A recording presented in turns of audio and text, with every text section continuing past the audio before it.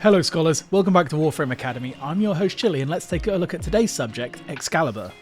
Yes, today is the fabled first episode of Warframe Highlights.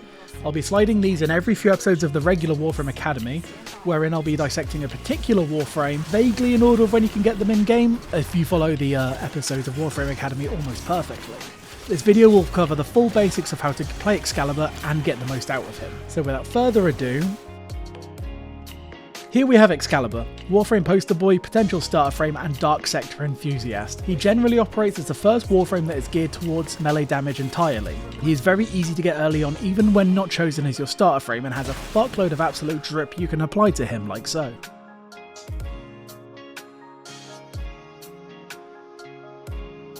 There are a few ways to get Excalibur as of November 2025, when this video is being written, so if you're watching this in the distant future you can at least laugh at how primitive we were way back when. So first of all, you can get Excalibur by repeatedly running the War Node on Mars to defeat Lech Krill over and over until you get the system, chassis, and your optics. You can then buy the main BP from the market for 35,000 credits before building the entire thing at the Foundry. It is worth mentioning for the fellow whales out there, if you buy Excalibur with straight platinum, he is actually cheaper than rushing all of the individual Foundry builds, and comes with a complete Orokin reactor. He is also a reward for week 1 of the Deviri circuit. Check the Warframe to see how far away that is for you. For me, he is actually one of the current Warframes. It is also worth noting that if you get him through doing the circuit, you also get his augment mod Furious Javelin, which is useful for those who didn't side with the Steel Meridian or Arbiters of Hex's syndicates. I also learned during the research for this video that you can actually buy a fully crafted Excalibur from Teshin if you played enough Conclave. For anyone unaware, Conclave is the Warframe PvP mode that never actually gets touched. This could potentially be the hardest way to get Excalibur because there's just no games being played, which is really funny because this is also the only way to get a fully built Excalibur besides paying for the plan.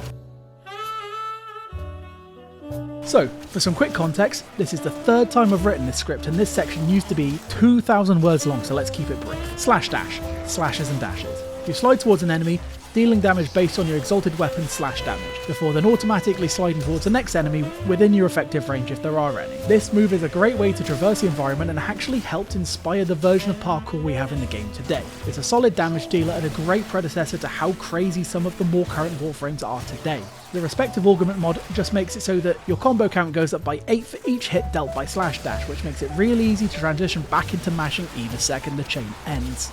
Next up we have Radial Blind.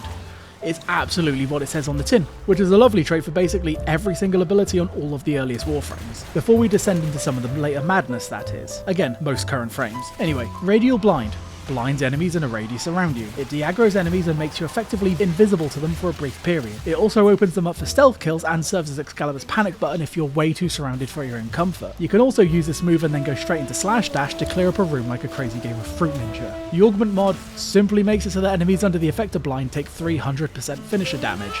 It's not great, but it's better than a kick in the teeth. The third ability is Radial Javelin.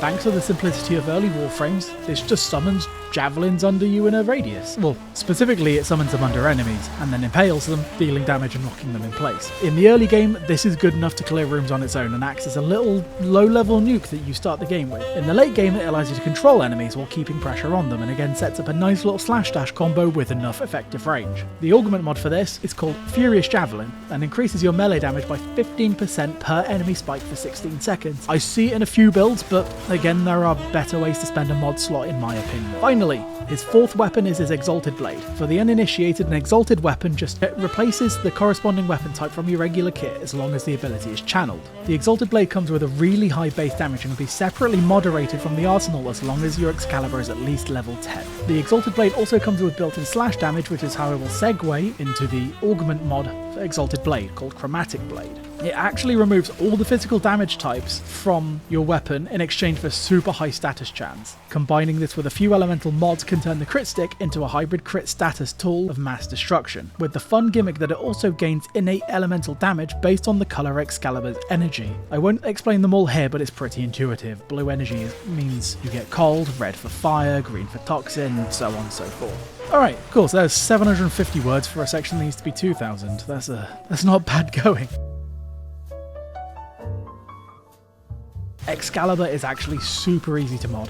You basically just want equal measures of all stats, and it's really down to the individual. If you want to get the most out of Radial Blind and Radial Javelin, then mod for range and strength. If you want the most out of Slash Dash and Exalted Blade, then go for efficiency and strength. If you enjoy dealing specific elemental damage types, then go all in on Chromatic Blade. And for beginners, just focus on things like Redirection, Vitality and Steel Fiber to simply stay as long as you can while you develop your skills. Just remember that you don't need any HP if nothing can hit you. Excalibur is honestly just an absolute powerhouse that excels both in the early game and thrives well into the late game with a lot of the same effort that might go to a conventionally meta Warframe. For such an easy grind and a low platinum cost, it is a great way to make a little go a long way. Yes, so this video will actually be ending a little differently to usual, scholars. I have a few people to thank from the Patreon. Huge thank you to Default Account for supporting the show financially, and also for all the free members whose names will be scrolling on the right side of the screen now. All of you have helped make this episode possible, as well as those who aren't credited and have been supporting me all the way, like my friends. A big thank you to QQ as always for being my excellent artist and for bringing Chili to life for the series. In the next episode we will be covering movement and movement tech within Warframe.